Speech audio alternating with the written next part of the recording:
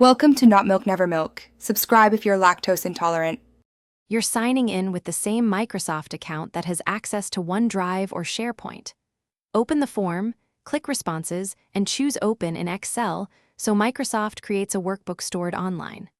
Once done, make sure the workbook lives in OneDrive or a SharePoint document library. That's the live connection. You're starting the link now. This step initializes the backend table that will receive submissions automatically. Now you confirm the live connection.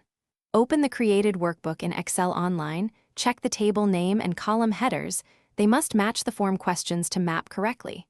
Once you verify headers, keep the form active for responses. If you have branching or conditional logic, make sure those question paths still produce mapped columns.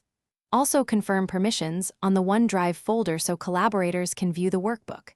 After these checks, new responses will populate the table automatically. Finish by testing. Submit a sample response and refresh the Excel workbook in the browser to see the new row appear. If data is missing, check that the form still accepts responses and that the workbook remains in the original OneDrive or SharePoint location. Moving it breaks the link. If synchronization stalls, close and reopen the Form Responses tab and click Open in Excel again to regenerate the live workbook link. That quick regenerate. Thanks for watching. If this was helpful, leave a like and consider subscribing. See you next time.